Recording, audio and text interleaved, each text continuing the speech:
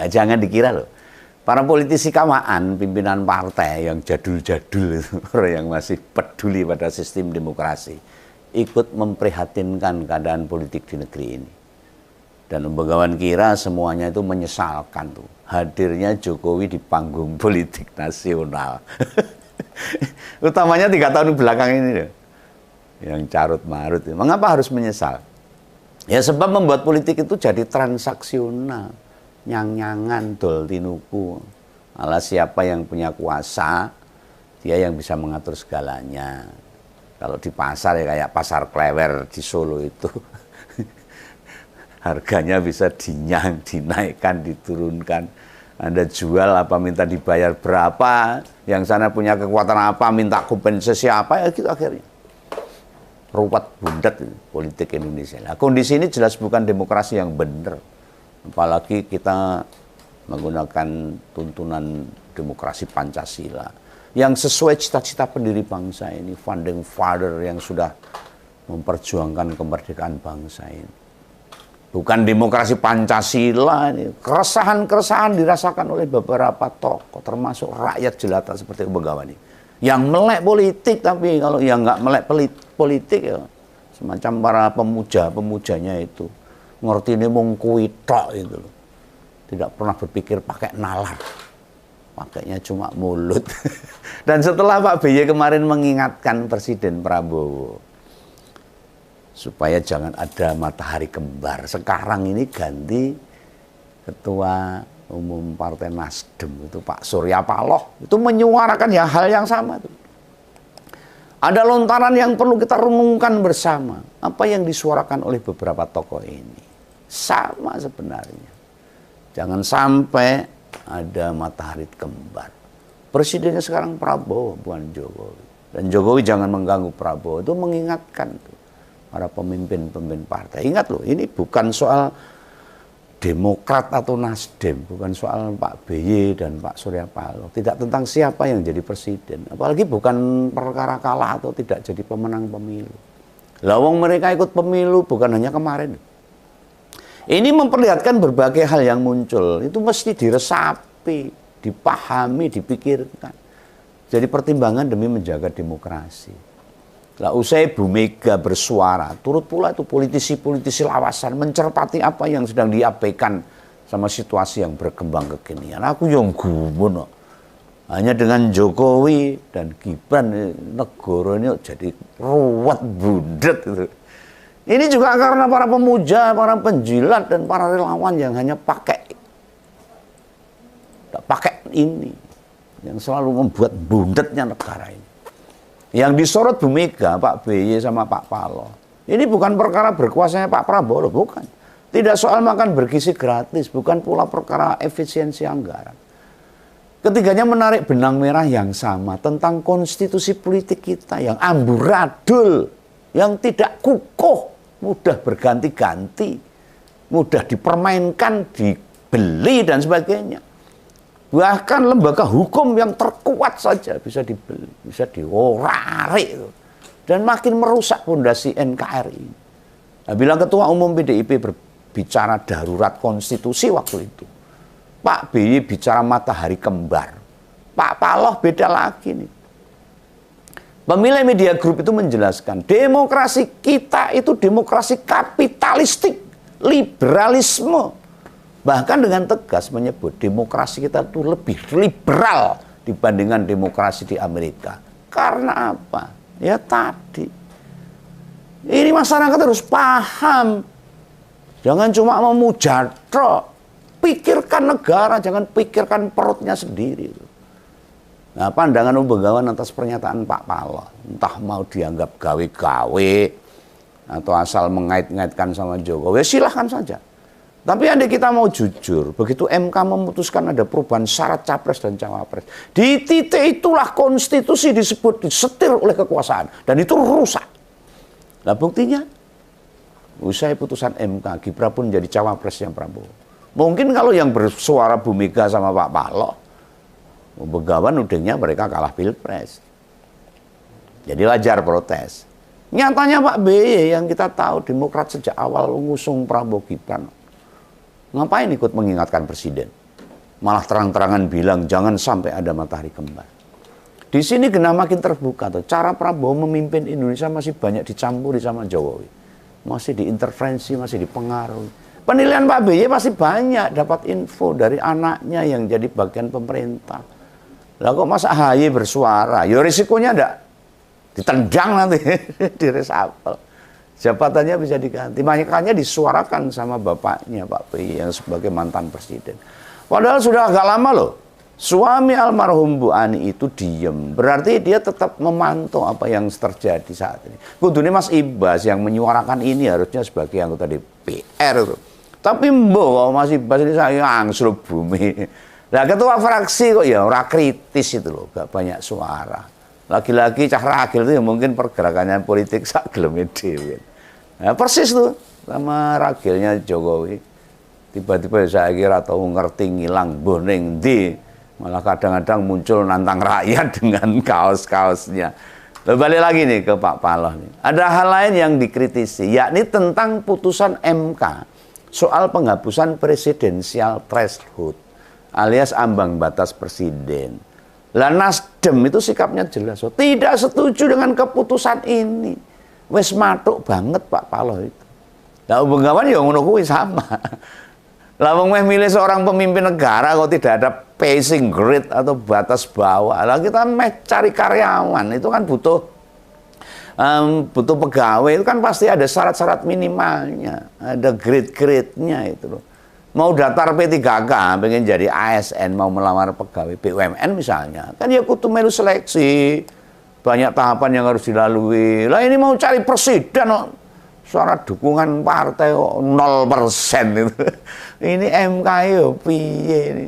Ini ada kesesatan berpikir. Demokrasi itu bukan berarti menghilangkan sekat, menghapus batas, atau tidak ada seleksi. Ya, halo teman-teman, kembali lagi bersama saya di channel ini yang membahas seputar politik. Salam inspirasi, salam NKRI, harga mati. Ya, seperti biasa kita sudah menonton cuplikan video sebelumnya, oleh sebab itu saya tertarik untuk membaca atau mengulas komentar-komentar netizen yang menanggapi video yang sebelumnya kita tonton. Ya, ini dari teman kita Hermawan. Untuk saat ini, jangan hanya menyalahkan Jokowi kalau ada matahari kembar.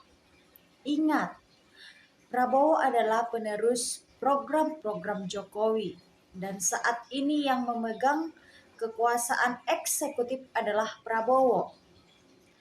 Mengapa takut menyalahkan Prabowo dan hanya berani menyalahkan Jokowi? Kalau Prabowo melindungi Jokowi yang dianggap sebagai biang kehancuran demokrasi di Indonesia, berarti Prabowo berada dalam satu gerbong untuk masalah hukum. Melindungi orang yang bersalah itu juga sebuah tindakan pelanggaran hukum, apalagi dilakukan oleh orang yang sedang berkuasa. Surya Paloh kalau ngomong sangat bermartabat, tapi kelakuan sangat meragukan.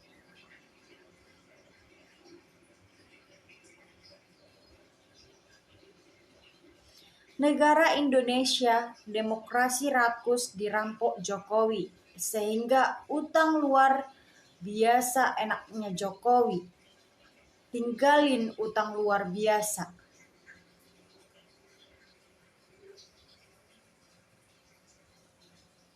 Betul, rakyat harus bergandengan tangan.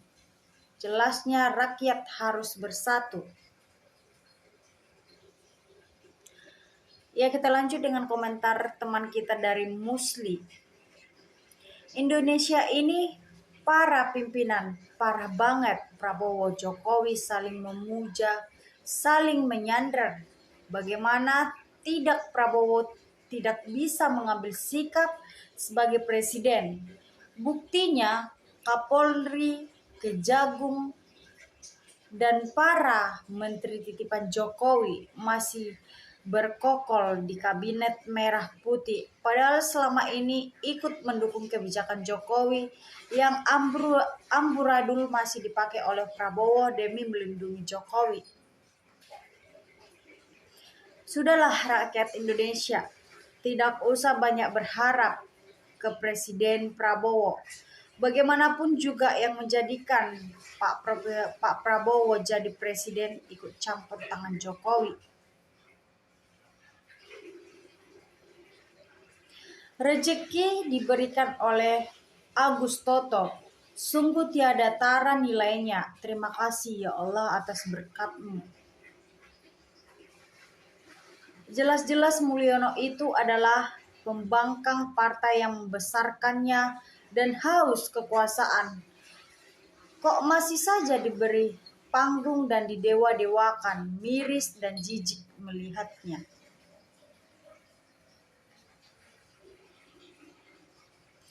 Prabowo cuma kepengen jadi presiden doang. Gak mau jadi pemimpin negara yang mesejahterakan rakyatnya. Akhirnya rela jadi boneka yang cuman beretorika saja bisanya.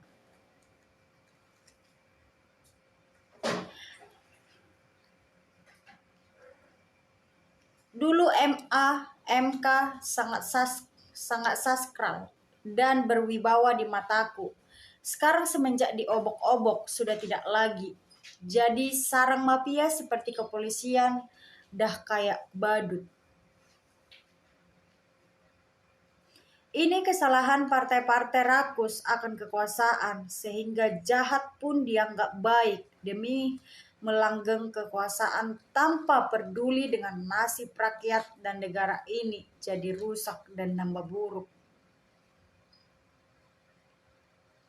Real, penguasaan Indonesia adalah mafia politik. Buktinya dengan diberi batasan 20%, mafia politik memblok para tokoh potensial. Sekarang dengan 0% mereka ketakutan. Para tokoh potensial sangat berpeluang untuk jadi pemimpin bangsa. Artinya tergantung sudut pandang dari mana kita melihat. Yang jelas rakyatnya yang harus cerdas.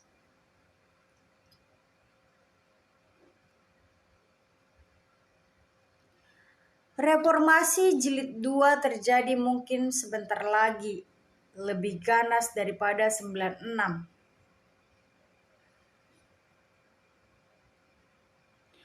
Tambah besar kepala Jokowi, sudah buka apa-apa lagi masih diundang di kancah politik, padahal Jokowi tidak punya partai.